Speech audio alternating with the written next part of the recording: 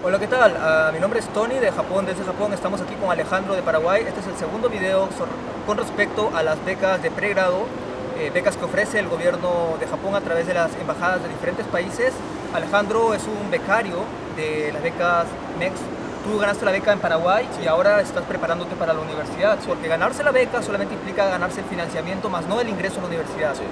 Entonces Alejandro nos está contando el proceso por el que ha pasado, ya nos ha contado sobre la documentación, la preparación y los exámenes, y si es que te va bien vas a pasar a la entrevista, que es el siguiente paso.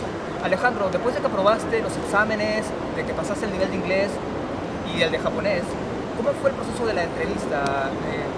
Explícanos un poco, por favor. El proceso de la entrevista fue así, me dieron una fecha, bueno, en 2 semanas aproximadamente, y como que te dan tiempo para prepararte, pero no es tan necesario, no es necesaria tanta preparación. Pero las preguntas que te hacen en la entrevista es básicamente como una entrevista de trabajo. ¿Ya? Te preguntan, ¿por qué deberíamos elegirte a ti? ¿Por qué te deberíamos enviar a ti, no a otra persona, a Japón? Sí. ¿Qué, qué beneficios traerías a la conexión entre Paraguay y Japón, por ejemplo, entre tu país y Japón? Claro. Tienes que demostrar que... Tienes que venderte, básicamente. O sea, tienes que mostrar que te mereces en realidad la beca. Y sí. ¿Hay algún otro tipo de pregunta de manera quizás no académica, pero más sobre tu educación de primaria, de secundaria? Sí, sí, te preguntan si estuviste en algún evento especial, así como Olimpiadas de Matemática, que en mi caso sí yo estuve. Fuiste a las Olimpiadas de Matemática, tenías ya un buen background, al menos en matemáticas, Sí, ¿verdad? matemáticas sí al menos. Eso es importante, ¿consideras que es importante tener un buen Si es recorrido que, ya en... si es que están mirando a alguien desde el colegio, les recomiendo, si tienen Olimpiadas de Matemática, ingresar, porque en mi caso por lo menos me ayudó bastante. Sin eso no creo que lo hubiera logrado. ¿Qué otra cosa te pueden haber preguntado? ¿Qué tal con respecto a tus planes futuros? ¿Te preguntan algo respecto a tus planes para el futuro? Eso es básicamente una de las cosas más importantes que te preguntan. Te preguntan, luego de ir a Japón, ¿qué planeas estudiar? ¿Qué universidad planeas ir? ¿Qué carrera quieres estudiar? ¿Qué harás al volver de Japón? ¿Cómo harás para beneficiar a tu país? ¿Cómo harás para beneficiar a Japón? Y básicamente eso. Ahora, no quiero que nos digas qué fue lo que tú respondiste, porque esa es tarea de cada uno de ustedes que está buscando información o alguna oportunidad para ir a Japón, pero ¿qué les recomendarías tú a aquellas personas de tratar de buscar ese objetivo, ¿no? A responder esas preguntas? No nos digas tus respuestas, pero por favor explícanos un poco de qué es lo que la embajada espera. En mi caso, por ejemplo, yo practiqué con un familiar que está muy acostumbrado a hacer entrevistas de trabajo. Bien. Y le pedí básicamente que me hable como si me estuviera entrevistando en una entrevista de trabajo. Entonces practiqué bastante, practiqué muchas veces, practiqué enfrente al espejo, practiqué lo que decía, practiqué todo. Lo más importante que, como has notado en Japón, a los japoneses les importa mucho la imagen. Sí. Entonces necesitas irte bien presentado, necesitas irte, por ejemplo, yo fui en traje, afeitado, fui todo. Necesitas venderte básicamente a los japoneses y demostrar que te mereces eso, sí. Dime una cosa, ¿cómo fue, por ejemplo, el ambiente de la entrevista? ¿Fue una mesa? ¿Estabas en una silla? ¿Estabas sentado junto a ellos? ¿Le diste la mano? ¿Te acercaste? ¿Cuántas personas eran? Eran 4 personas. ¿Cuatro personas? Estaba la señora encargada de la parte de la beca. Ajá. Estaba uno que tiene un ranking uno menor al embajador. Bien. El embajador debería haber venido, pero no tenía tiempo, entonces no pudo venir.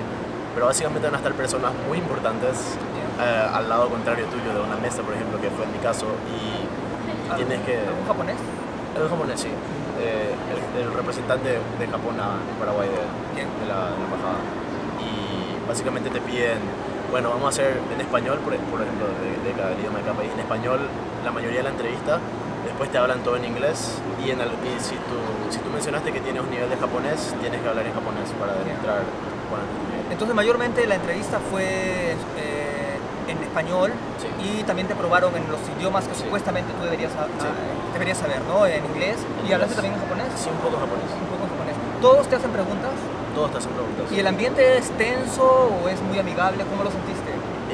La verdad es bastante tenso porque son personas que son bastante importantes. Sí.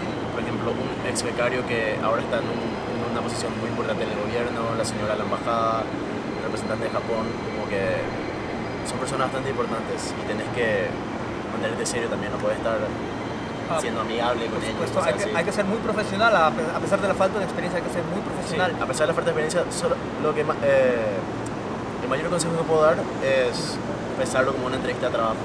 Pensar como si fuera tu futuro jefe y tratar de impresionarlo así. Y dime, ¿cuánto tiempo duró toda la entrevista? Alrededor de media hora. Media hora. Sí. Y, por ejemplo, el tiempo que te evaluaron, el nivel de inglés y de japonés, ¿cuánto tiempo duró? 5 minutos cada uno más o menos. Ya, bueno, no fue mucho. Ya, la mayoría fue en español.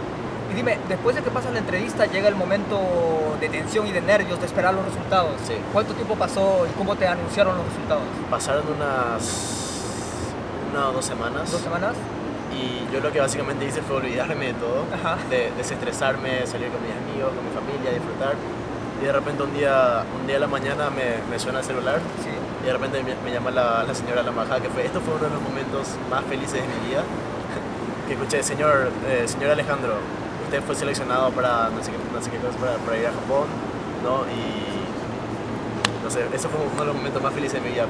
Solo pensar en ese momento me salió una sonrisa a la cara, porque tantos meses de esfuerzo, tanto tiempo de espera, tanto todo, y te llaman y te dicen, bueno, estás oficialmente seleccionado y te recomendamos al Ministerio de Japón.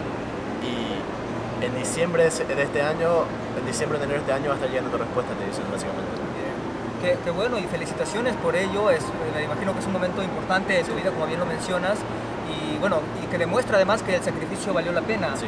Pero ahí no acaba en realidad la historia. De hecho, la historia comienza, muy bien, la historia comienza, y es que eso es un indicador de que vas a obtener una beca para poder estudiar en Japón. Ojo, para poder estudiar en Japón. Esa beca no te da el ingreso a la universidad, eso es un esfuerzo que tienes que hacer una vez que llegas aquí a Japón, y es lo que está pasando Alejandro ahora. Sí. Dime, durante esto te lo anunciaron, imagino, en junio o en julio, ¿verdad? El que había pasado. ¿Y qué pasa después, hasta diciembre?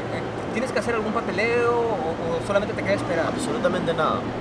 O sea, nada es oficial hasta que en diciembre llega la carta del Ministerio de Japón que dice, bueno, esta es tu universidad, vas a ir aquí y sos un estudiante, listo, terminó. ¿Y esa universidad la eligen de manera aleatoria? La eligen de manera aleatoria, sí. Por ejemplo, el primer año, de que el año preparatorio de la universidad, hay 2 opciones. Sí. La Universidad de Osaka, que es la que estoy yo, y la Universidad de Tokyo Institute of Technology, que no sabría cómo traducir, pero eso. Y la mitad de los estudiantes va a Osaka y la mitad va al TIT. Eso es completamente aleatorio, no se decide por ningún otro motivo. Y este envío de la universidad es, según tengo entendido, corrígeme si es que estoy equivocado, es básicamente para que te preparen para la universidad y para que te preparen en el idioma japonés. Sí. ¿Es correcto? Sí. Entonces tú llegaste a la Universidad de Osaka y aquí te estás preparando para la universidad, y también te estás preparando para mejorar tu nivel de japonés, me imagino, ¿verdad? ¿Has tomado el Noryu Kushiken? Todavía no. Todavía no. Pero lo planeo tomar en diciembre. Pero no es requerido el Noryu Kushiken. Solo es requerido que puedas pasar los exámenes y demostrar que sabes japonés. Pero el primer año... A ver, Alejandro, un momento. Antes de que nos cuentes ese proceso de haber llegado ya aquí a Japón, me gustaría saber, te notifican en diciembre a qué universidad vas a ir, y tú viajas en abril. Sí. En ese tiempo tienes que tramitar las visas, tienes que prepararte para el viaje. Cuéntanos un poquito de ese proceso antes de pasar al otro. Perfecto. Básicamente tienes que aplicar a la visa de estudiante, que usualmente es algo caro y cosas así, pero como sos un estudiante becado mientras estás patrocinado por la embajada, por el gobierno, ya todo se hace fácil, ¿verdad? Sí, es bastante fácil. Pero toma bastante tiempo, por lo menos para Paraguay tienes que conseguir pasaporte, visa, permiso de los padres en caso que seas menor, y documentos así, básicamente para que puedas salir del país. Y dime, tú cruzaste el Pacífico, llegaste a Tokio haciendo escala en Estados Unidos, en Canadá, o cómo no, en mi caso fue de Paraguay a Brasil, Brasil a París y París al Internacional de Osaka. ¿Y cuánto te tomó todo eso? Unos 2 a 3 días aproximadamente. 2 o 3 días viajando hasta Japón, wow. Sí. Es que te diste la vuelta al otro lado. Me di la vuelta al mundo, Te diste la vuelta al mundo. Me fui por aquí, me fui por aquí. Bueno, ya entiendo. Y dime, ¿cuánto más o menos de estimado te recomendó la embajada traer como bolsa de viaje para que puedas sobrevivir? Porque... Eso es algo muy importante. A ver, cuéntanos. El estimado aproximadamente que tienes que traer para sobrevivir los primeros 2 o 3 meses son $2.000. $2.000 es lo que te piden como bolsa de viaje. Te piden como bolsa de viaje, como mínimo.